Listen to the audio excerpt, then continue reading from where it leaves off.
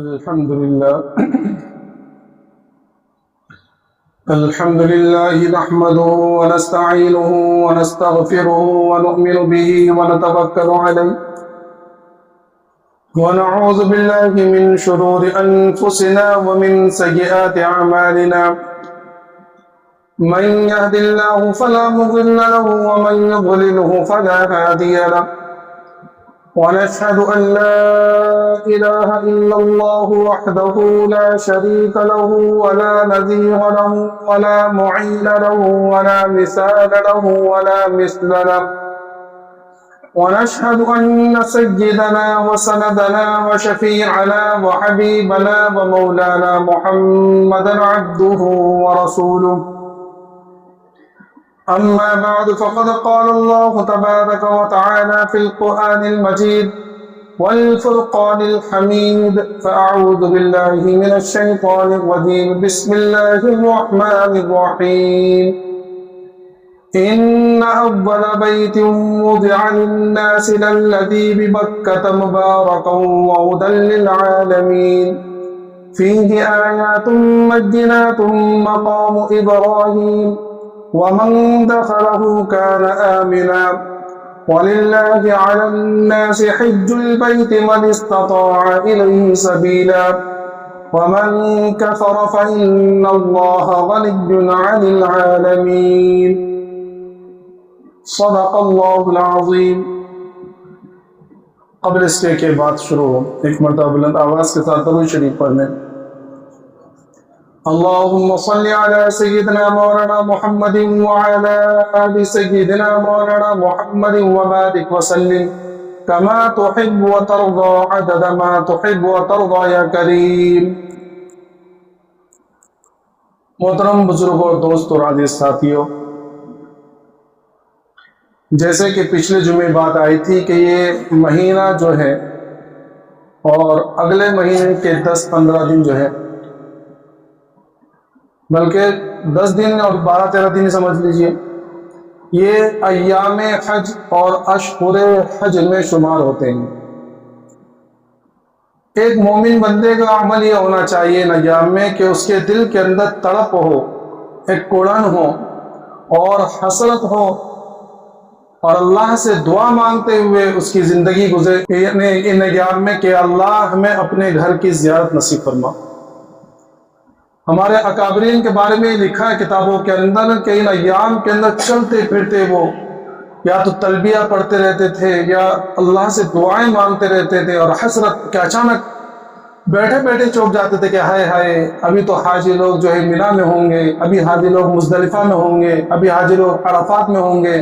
وہ زمزم کا پانی پیتے ہوئے ہوں گے، وہ ملتزم سے چمٹتے ہوئے ہوں گے. یہ ان کی حالت ہوا کرتی تھی. بلکہ ایک واقعہ لکھا ہے کہ حضرت مفتی تقی صاحب دامت برکاتہ نے اپنی بہن کا واقعہ لکھا ہے کہ ایک مرتبہ ان کی بہن نے ان کے والد حضرت مفتی شفیع صاحب عثمانی رحمۃ اللہ علیہ سے کہا کہ ابا جان مجھے حج کی بڑی تمنا ہے. مفتی صاحب نے لکھا ہے کہ ہماری وہ بہن بڑی غربت کے عالم میں ان کے ایام گزرتے تھے اور زندگی کے اندر اتنے زیادہ اس وقت مالداری نہیں تھی، تو انہوں نے اپنے والد سے کہا کہ ابا جان میری بڑی خواہش ہے کہ میں حج کے لیے جاؤں، لیکن میری مالی استطاعت اتنی نہیں کہ میں حج کے لیے جا سکوں. تو حضرت مفتی شفیع صاحب رحمۃ اللہ علیہ نے پوچھا کہ اچھا تمہارے دل میں تڑپ ہے؟ کہا کہ ہاں ابا جان میں تو جانا چاہتی ہوں. کہا کہ کچھ پیسے وغیرہ جمع کر رکھے ہیں؟ تو حضرت مفتی تقی عثمانی صاحب کی بہن کہنے لگی کہ ابا جان گزر بسر بڑی زندگی سے بڑی تنگی سے ہوتا ہے، میں کہاں پیسے بچا پاؤں کہ حج کے لیے جا پاؤں اتنے. تو حضرت مفتی صاحب نے کہا کہ تم پھر حج کا ارادہ نہیں رکھتی ہو. کہا کہ کیوں؟ کہا کہ اگر تمہارے دل کے اندر تڑپ ہوتی تو کچھ نہ کچھ تو بچا سکتی. تو ان کی بہن نے پھر کہا کہ ابا جان میرے پاس اتنے پیسے نہیں ہوتے ہیں.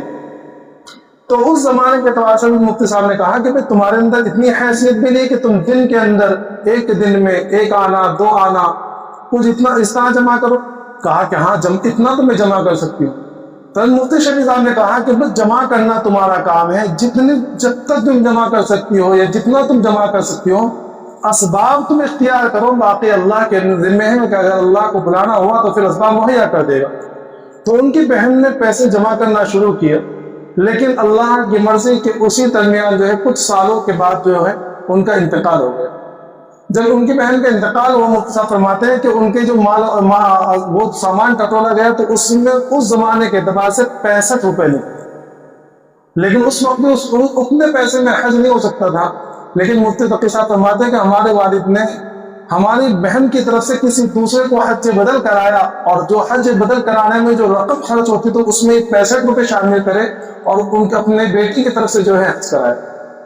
تو ہمارا بھی حال یہ ہونا چاہیے، ہمارا معمول یہ ہونا چاہیے کہ ہم بھی کم از کم کچھ نہ کچھ رقم جو ہے حج کے لیے جمع کرنا شروع کریں. یہ جو ہم لوگ آج کل جو فضول خرچی تو کرتے ہیں نا، یقین آنا فضول خرچی چھوڑ دینا تو کم از کم 5-10 سال کے اندر تو حج کے پیسے جمع ہو ہی جائیں گے. اس لیے آپ دیکھیں کہ جو گٹکا کھانے والے ہوتے ہیں نا، تو سگریٹ پینے والے، گٹکا کھانے والے، دن کی بھر کے اگر آپ جو ہے اندازہ لگائیں گے تو اگر ایک نارمل آدمی بھی جو ہے کم از کم 4 سے 5 گٹکے تو کھائے گا. اور 4 سے 5 گٹکے کا مطلب یہ کم از کم 50 روپے. 50 روپے اگر وہ روزانہ جمع کرنے لگے تو مہینے کے 1500، پھر سوچا سال میں کچھ نہ کچھ اتنی رقم آگے چل کے 5-10 سال میں جمع ہو جائے گی. اس کو کاروبار میں لگا دے کسی طرح بھی کچھ نہ کچھ، اور اس کے دل کو دیکھ کر، اس کی طرف کو دیکھ کر ہو سکتا ہے اللہ تبارک تعالیٰ غیبی انتظام کر دے. اللہ کے لیے کیا وہ مشکل ہے. لیکن ہم لوگ غلط چیزوں کے اندر، فضول خرچی میں، گٹکے میں، سگریٹ میں، بیڑی میں اور فالتو چیزوں میں خرچ کریں گے. لیکن جہاں اللہ کے راستے میں خرچ کرنے کا موقع ہے نا، یا اللہ کے راستے میں خرچ کرنے کے لیے کہا جائے، یا اللہ کے لیے عبادت کے طور پر خرچ کرنے کے لیے کہا جائے، تو فوراً ہماری جان نکل جاتی ہے. پھر ہم اتنے بڑے فقیر ہو جاتے ہیں، لیکن بس ایسا لگتا ہے کہ بس اس کے پاس تو کچھ ہے ہی نہیں، کہ بھئی کام نہیں چل رہا ہے، کچھ پیسہ بچتا ہی نہیں ہے، حالانکہ دن بھر میں 4-4 5-5 سگریٹیں پی رہا ہے اور گٹکا کھا رہا ہے. تو یہ دل کی طرف ہونی چاہیے. اور ایک ادنا مومن جس کے اندر ذرہ برابر بھی ایمان ہو، اس کے اندر یہ طرف رہنی چاہیے، ورنہ ایمان کا خطرہ ہے. تو میرا یہ حج کے ایام ہیں. کعبۃ اللہ یہ اللہ کا گھر ہے، اس کو بیت اللہ کہا جاتا ہے. اس کا مطلب یہ نہیں کہ بھئی اللہ نعوذ باللہ اس کے اندر رہتا ہے گھر، اس بیت اللہ کے اندر، بلکہ اللہ کا گھر اس کو اس لیے کہا جاتا ہے کہ اللہ کی تجلیات ذاتیہ کا ظہور اس کے اوپر ہوتا ہے. گویا کہ اللہ کی جو تجلیات ذاتیہ ہے وہ آسمان سے بیت معمور سے ہوتے ہوئے بالکل کعبۃ اللہ کے اوپر گرتی ہے. اس لیے مسلمانوں کو یہ حکم دیا گیا ہے کہ وہ کعبۃ اللہ کی طرف رخ کر کے نماز پڑھیں. پہلے حج کرنا بڑا مشکل ہوا کرتا تھا، اور راستہ یہ بڑا مشکل ہوا کرتا تھا، بڑے کچے سفر ہوا کرتے تھے اور بڑے کچے راستے ہوا کرتے تھے. لیکن پہلے حال ایسا تھا کہ کچے راستے تھے، پکے مسافر تھے، اور اب پکے راستے ہو گئے، مسافر کچے ہو گئے. ورنہ اس زمانے کے اندر آج سے 40-50 سال پہلے ایسی حالت تھی کہ یہ ہوائی جہاز وغیرہ کا لوگ زیادہ تصور نہیں ہوتا تھا. اس زمانے کے اندر جو 50-60 سال پہلے یہ شپ وغیرہ سے جایا کرتے تھے، اور اس سے بھی آج کے زمانے کی جیسے شپیں نہیں تھی کہ بھائی 7 دن کے اندر 2 دن کے اندر پہنچا دے، بلکہ 2 مہینے لگا کرتے تھے. 2 مہینے کا سفر، اس میں کبھی سمندری طوفان آ گیا تو جہاز کو ایک جگہ کھڑا کر دیا، اسی کے اندر بیمار پڑ رہے ہیں، الٹیاں ہو رہی ہیں، بخار چڑھ رہے ہیں، اور کبھی یہاں، اور اگر کوئی انتقال کر گیا تو اس کو پھر زمین دیکھنا نصیب نہیں ہوتا تھا، وہی ڈال دیتے تھے سمندر کے اندر. پھر اس کے بعد جب وہ بڑی مشکل سے 2 مہینے کے بعد جب جدہ پہنچتے تھے تو جدہ میں اترنے کی اجازت نہیں ہوتی تھی. 3 دن وہاں بھی جہاز کے اندر رہتے، جہاز کے اندر رہ کر ان کا علاج وغیرہ ہوا کرتا تھا، ٹیسٹ وغیرہ ہوا کرتا تھا. پھر 3 دن بعد جدہ اترے، پھر وہاں سے سواری تو مہیا نہیں، اونٹ وغیرہ سے سفر ہوا کرتا تھا. وہاں سے پھر 3 دن مکہ پہنچنے میں پیدل، یعنی عام طور پر اونٹ بھی سے بھی جو سفر کرتے تھے وہ مالدار لوگ کرتے تھے، ورنہ عام طور پر جو چھوٹے موٹے حاجی ہوتے تھے، غریب غربا جو ہوتے تھے، وہ وہاں سے پیدل جو ہے 3 دن 4 دن مکہ پہنچنے میں لگتے تھے. تو بڑی مشکل ہوا کرتی تھی. لیکن اس وقت جو ارادے پکے ہوا کرتے تھے، اور اس وقت حج ہوا کرتا تھا وہ بالکل ان تمام صفات کے ساتھ ہوا کرتا تھا جو صفات مطلوب ہیں. تو یہ حج ہے بیت اللہ شریف کہ جس کو اللہ کا گھر قرار دیا گیا ہے. روایتوں کے اندر آتا ہے کہ جب اللہ تبارک تعالیٰ نے حضرت موسیٰ علیہ السلام، حضرت ابراہیم، حضرت اسماعیل علیہ السلام کو حکم دیا کہ بھائی جو ہے وہاں بیت اللہ بناؤ. بیت اللہ اصل میں کیا ہے، مختلف اقوال ہیں، لیکن صحیح قول کے مطابق یہ ہے کہ یہاں اصل میں وہ جگہ ہے جہاں سے زمین کی ابتدا ہوئی. کہ پہلے یہاں پوری زمین کے اندر پانی پانی تھا، یہاں ایک بلبلہ پیدا ہوا، اس بلبلے کو وہ جمع اور اس بلبلے کو کھینچ کر کے زمین بنائی گئی. تو یہ بیت اللہ بالکل وقت دنیا ہے، اس میں اس کو سورۃ الدنیا بھی کہا جاتا ہے. سورۃ الدنیا مطلب دنیا کی ناف، جس طرح ہماری انسان کی ناف ہوتی ہے بالکل درمیان میں ہوتی ہے نا، تو اس طرح اس کعبۃ اللہ کی جگہ کو یا حرم کو سورۃ الدنیا بھی کہا جاتا ہے. تو یہ کعبۃ اللہ بعض روایت کے اندر تو آتا ہے کہ اس کو فرشتوں نے تعمیر کیا، بعض روایت میں آتا ہے کہ جب اللہ تبارک تعالیٰ نے آدم علیہ السلام کو جنت سے دنیا کے اندر بھیجا تو ساتھ میں اپنا گھر بھی اتارا اور آدم علیہ السلام سے کہا کہ یہ میرا گھر ہے، اس کی طرف رخ کر کے نماز پڑھو اور اسی کی طرف رخ کر کے جو ہے اس کا طواف کرو، جس طرح میرا عرش کا طواف ہوا کرتا تھا اس طرح اس کا بھی طواف بھیجا. اس کے بعد جب نوح علیہ السلام کے زمانے میں طوفان آیا تو اللہ تبارک تعالیٰ نے اس کعبۃ اللہ کو اٹھا دیا اور جو حجر اسود تھا اس کو جبل ابو قبیس کے اندر جو ہے محفوظ کر دیا. بعد میں اس کے بعد میں جب حضرت ابراہیم علیہ السلام کو بھیجا گیا اور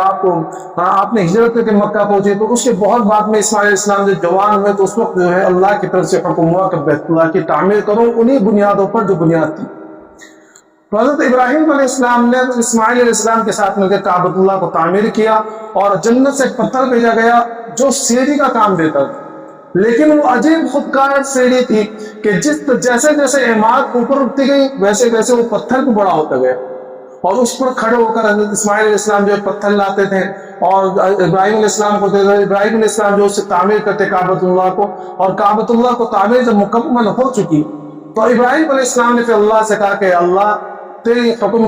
حکم کے مطابق اب جو ہے بیت اللہ کی تعمیر ہو چکی ہے، اب کیا کرنا ہے؟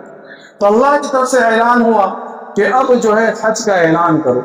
حج کا اعلان کرو. تو ابراہیم علیہ السلام نے کہا کہ اللہ میں ایک انسان ہوں، میری آواز کہاں تک پہنچے گی؟ تو اللہ کی طرف سے حکم ہوا کہ بھئی آپ کا کام ہے آواز لگانا،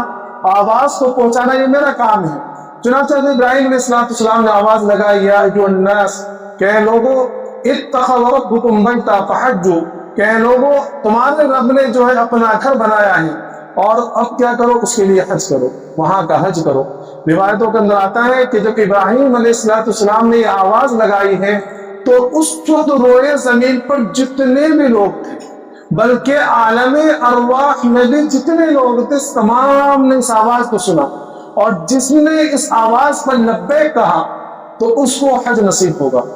جس نے جتنی مرتبہ کہا اس کو اتنی مرتبہ حج ہوگا. خوش نصیب ہے وہ لوگ جنہوں نے اس کو دھڑ دھڑ جو ہے لبیک لبیک کہا. بہت سارے لوگ ہیں کہ جن کے بارے میں آتا ہے کہ انہوں نے 55 70 حج کیے. تو یہ لبیک اصل میں ابراہیم علیہ السلام کی اس ندا کا جواب ہے. ابراہیم علیہ السلام نے کہا تھا کہ بھئی حج کرو، تو اس میں پھر اس کا جواب ہے کہ لبیک، کہ ہاں ہم حاضر ہیں اور ہم اللہ کے در کے لیے، اللہ کے دربار کے لیے حاضر ہیں. اس لیے واقعات کے اندر یہ بات لکھی ہے کہ ہمارے اکابرین جب لبیک کہا کرتے تھے تو ان کے بدن پر کپی طاری ہو جایا کرتے، کیونکہ روایت کے اندر آتا ہے کہ جب بندہ جو ہے لبیک کہتا ہے تو اگر اس کا ارادہ بالکل خالص ہے، اس کا مال بالکل خالص ہے اور اللہ کی طرف سے اس کے حج کی قبولیت کے آثار ہے، تو اللہ کی طرف سے اس کے لبیک کے جواب لبیک کے طور پر دیا جائے. اس لیے ایک واقعہ لکھا ہے کہ بزرگ ہیں، تو وہ بزرگ جو ہیں انہوں نے بڑے حج کیے ہیں، بہت سارے حج کیے، لیکن جب بھی وہ لبیک کہتے تو فوراً جواب آتا لا لبیک ولا سعدیک، کہ نہ تیری لبیک قبول ہے نہ تیری حاضری قبول. بہت سالوں تک حج کرتے رہے. جب اس کے بعد بہت سالوں کے بعد ایک مرتبہ ہوا جو ہے حج کا احرام باندھا اور اس کے بعد انہوں نے لبیک کہے تو پھر یہ آواز ہے کہ لا لبیک ولا سعدیک، کہ تیری حاضری قبول نہیں ہے اور تیری لبیک قبول ہے. تو ان کے ساتھ میں ایک نوجوان دوسرا تھا، اس نے بھی آواز سن لی تو وہ کہنے لگا کہ چچا جان یہ جو آواز آئی ہے آپ نے بھی سنی ہے کہ آپ کے لبیک کے جواب میں تو لا لبیک کہا گیا. تو وہ بزرگ کہنے لگے کہ بیٹا تو نے بھی آواز سنی؟ کہا کہ ہاں میں نے بھی آواز سنی. تو نوجوان کہنے لگا کہ حضرت جب آپ کتنے سال سے آپ حج کر رہے ہیں؟ کہا کہ اتنے سالوں سے، 70 سال سے، بعض کتابوں کے اندر یہ کہ 17 سال سے. تو نوجوان کہنے لگا کہ جان جب 17 سال سے آپ کو یہ جواب دیا جا رہا ہے لا لبیک ولا سعدیک، تو کیا ضرورت ہے اتنی مشقت کرنے کی؟ تو بزرگ زاروں قطار ہونے لگے اور کہنے لگے کہ بیٹے بات تو بالکل صحیح ہے، لیکن ذرا یہ تو بتا کہ اس در کے علاوہ کوئی دوسرا در ہے بھی کہ جہاں میرا تو کام ہے کہ بس میں اپنا لبیک اپنی حاضری لگوا دیتا ہوں، قبول کرنا نہ قبول کرنا یہ اللہ کی مرضی ہے. جب یہ بات کہی اس کے بعد دوبارہ انہوں نے تلبیہ پڑھی لبیک اللہم لبیک لبیک لا شریک لک لبیک ان الحمد والنعمہ. جب دوبارہ یہ تلبیہ پڑھی تو فوراً کہا کہ ہاں لبیک وسعدیک، ہاں اب تیری حاضری قبول ہے، تیری لبیک. تو یہ لبیک یہ اس کا منظر پیش کرتا ہے. اصل میں دیکھا جائے تو حج کی حقیقت ہے کیا؟ حج کی حقیقت اصل میں دو طرح کے منظر ہیں. سب سے پہلا منظر تو یہ ہے کہ اگر ہم حج کے ارکان کو یا حج کے اعمال کو شروع سے اگر دیکھیں گے اور آخر تک دیکھیں گے تو یہ موت کا منظر پیش کرتا ہے کہ انسان جیسے ہی اپنے اوپر اپنے دنیا کے کپڑوں کو اتار کر یہ احرام باندھتا ہے تو یہ دو سفید چادریں ہمیں یاد دلاتی ہیں اپنے جو ہے کفن کی، کہ جس طرح دنیا کے سارے لباسوں کو چھوڑ کر، بہترین لباسوں کو چھوڑ کر، آج جن لباسوں کو پر پہن کر ہم اکڑتے ہیں، جن لباسوں کو پہن کر ہم فخر کرتے ہیں، دوسروں کو حقیر اور حقارت کی نظر سے دیکھتے ہیں، فرمایا کہ جب لبیک کہہ کر اور یہ احرام کی چادریں باندھتے ہیں تو ذہن میں یہ ہونا چاہیے کہ ایک وقت وہ آئے گا کہ جس وقت مجھے یہ سارے کپڑے چھوڑ کر جو ہے دو کفن کے لباس پہننے ہوں گے. اس کا منظر پیش کر.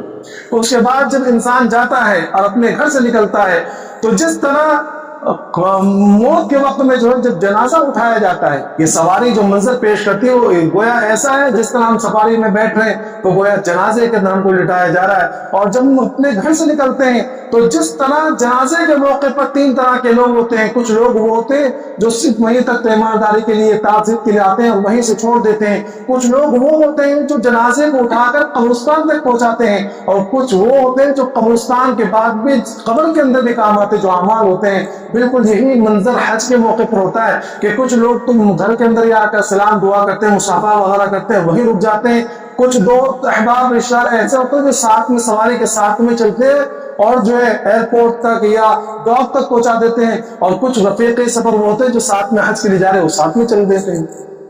تو وہاں وہ منظر یاد رہنا چاہیے کہ ایک وقت آئے گا جیسے میں آج اپنے عزیز و اقارب کو چھوڑ کر، اپنے عزیز لقت جگر اپنے بچوں کو چھوڑ کر اور اپنی چہیتی بیوی کو چھوڑ کر جو ہے اکیلا جو ہے اللہ کے لیے جا رہا ہوں کو دو احرام کی چادریں باندھ کر، ایک وقت وہ آئے گا اسی طرح بالکل اجنبی ہو جائیں گے سارے لوگ، اور بچوں کو چھوڑ کر، مال و دولت کو چھوڑ کر، اور جو بیوی کو چھوڑ کر، دوست احباب کو چھوڑ کر مجھے اس طرح دنیا سے بھی جانا ہوگا حقیقی طور پر.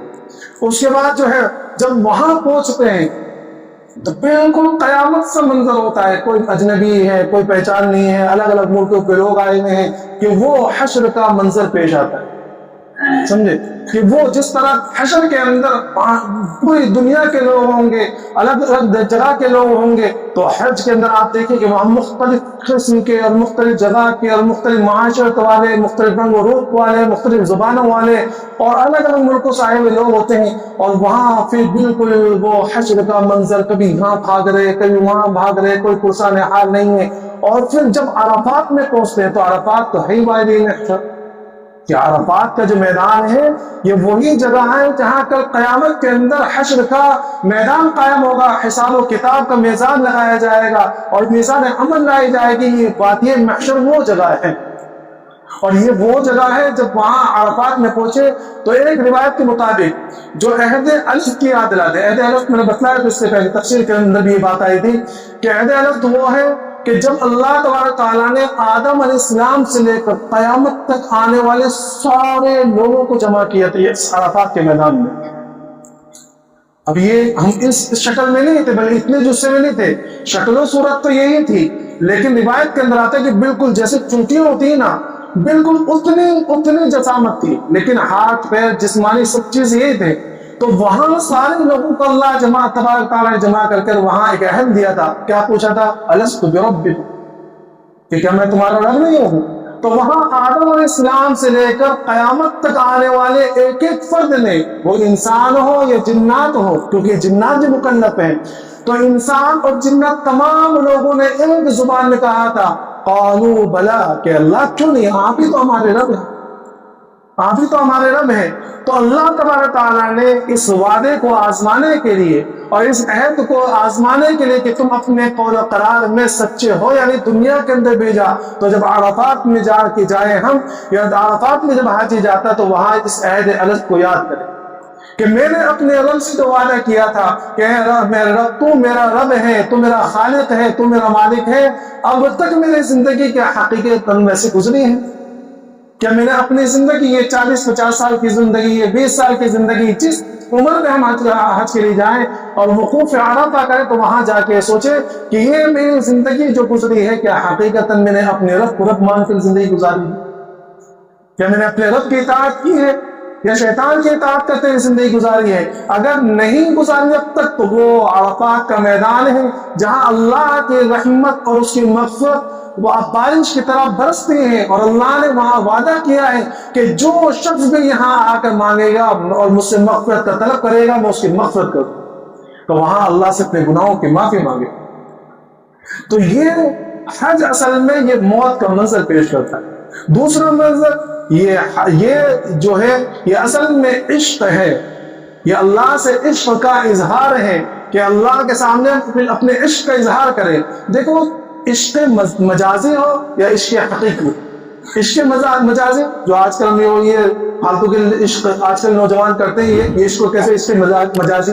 تو عشق مجازی اور عشق حقیقی، عشق حقیقی تو اللہ سے ہونا چاہیے۔ تو یہ تمام چیزیں جو ہوتی ہے، عشق جو ہوتا ہے نا، تو اس میں کچھ چیزیں ہوتی ہیں۔ سب سے پہلے تو یہ ہے کہ جب کسی کو عشق ہوتا ہے وہ عشق مجازی ہو تو آپ دیکھیں کہ جو عشق مجازی کرتے ہو کیسے کیسے لچر جو ہے فالتو کے اشعار یاد کرتے ہیں، آج کل جو گانے نکلے ہوئے ہیں یا اس زمانے کے اندر جو شعراء ہوتے ہیں یا آج کل اردو کے شعراء یا عربی کے شعراء کتنی لم ترانیاں کرتے ہیں زبانی کہ میں تیرے لیے یہ کر دوں گا، میں تیرے لیے آسمان سے تارے توڑ کے لے کر آ جاؤں گا، سورج کو نیچے کر دوں گا۔ ایک اس میں آیا ایک کتاب کے اندر لکھا ہوا تھا کہ سلیمان علیہ السلام کے زمانے میں چڑیا کو جو ہے جو چڑیا کا جو مادہ ہوتا ہے چڑیا، تو اس میں چڑیا سے محبت ہو گئی، تو اسی طرح وہ لنترانے کر رہا تھا، تو لنترانے کرتے کرتے وہ کہنے لگا کہ میں تیری محبت کے اندر اتنا وہ ہوں کہ اگر تو کہہ دے تو میں سلیمان کے تخت کو جو ہے سمندر کے اندر ڈال دوں۔ تو سلیمان علیہ السلام کو تو زبان سمجھتے تھے نا، سلیمان علیہ السلام نے اس کو بلایا، کہا کہ کیا کہہ رہا تھا، اب وہ ڈر گیا، کہنے لگا کہ حضرت وہ فلاں چڑیا سے جو ہے مجھے محبت ہو گئی تھی، تو محبت میں تو انسان اس طرح کی باتیں کرتا ہے، تو میں نے محبت کو اس طرح کہہ دیا تھا، تو سلیمان علیہ السلام نے اسے معاف کر دیا۔ تو جب جانوروں کے اندر اور پرندوں کے اندر اتنی ہے تو سوچو انسان کیا کیا بول دیتا، بولتے ہیں دوستوں تیرے لیے میں یہ کر دوں گا اور تیرے لیے میں فلاں کر دوں گا زبان۔ تو عشق حقیقی جو ہے یہ اصل میں یہ ہے کہ جب انسان کلمہ پڑھتا ہے اور وہ اس بات کا اقرار کرتا ہے کہ اللہ تیرے علاوہ کوئی میرا جو ہے محبوب نہیں ہے، تو تنہا میرا محبوب ہے، وہ ساری چیزیں قرآن کی آیتیں جن آیتوں کے اندر اللہ کی صفاتیں لکھی ہوئی ہے، واللہ الذی لا الہ الا هو عالم الغیب والشہادہ، واللہ الذی لا الہ الا هو الملک القدوس السلام المؤمن المہیمن العزیز الجبار المتکبر، اور جو عزیز ہونا، جبار ہونا، ستار ہونا، یہ اللہ کا غفار ہونا، یہ جتنی بھی اللہ کی صفات کو بیان کرنا گویا کہ عشق مجازی کے طور پر ہم اللہ کی زبان سے اپنے عشق کا اظہار کر دیں۔ بات جب بھی نہیں بنی محبوب اور تھوڑا وہ ہے تو پھر اس کے بعد کیا کرتا ہے انسان زبانی چھوڑ کر جسمانی طور پر جاتا ہے، اس کے سامنے سر جھکاتا ہے۔ عشق مجازی کے لوگ دیکھیے میں تیرے پیر پکڑتا ہوں، تیرے میں تو میری محبت کو قبول کر لے اور میں تیرے ہاتھ جوڑ، تو کہتے ہیں کہ ہماری نوجوان جو ہیں، تو یہ عشق مجازی میں جب کہتا ہے تو عشق حقیقی جو ہوتا ہے اس کی ایک مثال یہ ہے کہ ہم نماز پڑھتے ہیں اور اپنی سب سے بہترین اور سب سے اعلیٰ و اشرف چیزیں ہم سجدے میں رکھتے ہیں، اللہ کے قدموں میں رکھتے ہیں کہ اللہ ہم تجھ سے حقیقی عشق کرتے ہیں، اس لیے میں جو تو نے سب سے اشرف و اعلیٰ چیز میرے سر پہ بنائی تھی وہ تیرے قدموں میں رکھتے ہیں۔ یہ اسی طرح جو ہے اس کے بعد جب بھی بات نہیں مان رہے تو پھر اس کے بعد جو ہے پیسے خرچ کرتے ہیں، بہترین سے بہترین موبائل دلا رہے ہیں، لے بھائی موبائل دلا رہے ہیں اور پھول پیش کر رہے ہیں، اس کو گولڈ دلا رہے ہیں۔ تو عشق حقیقی کے اندر اللہ جو کیا کرتے ہیں اللہ کے راستے میں خرچ کرتے ہیں، زکات ادا کرتے ہیں، صدقات دیتے ہیں کہ بھائی کسی طرح تو اللہ مان لے۔ جب وہ بھی نہیں ہوا تو پھر عشق مجازی کے اندر کیا ہوتا ہے اس کا اگلا مرحلہ کہ بھی کھانا، تو جب تک مجھ سے بات نہیں کرے گی میں کھانا نہیں کھاؤں گا۔ وہ کہتے ہیں کہ جب تک تو میری بات نہیں مانے گا میں کھانا نہیں کھاؤں گی، ہوتا نہیں بھائی۔ تو عشق حقیقی کے اندر اس کا نمونہ کیا ہے؟ اس کے عشق حقیقی میں یہ ہے کہ بندہ جو ہے اللہ کے حکم کے مطابق صبح صادق سے لے کر غروب آفتاب تک جو ہے کھانا پینا چھوڑ دیتا ہے، روزہ ہے اس کا۔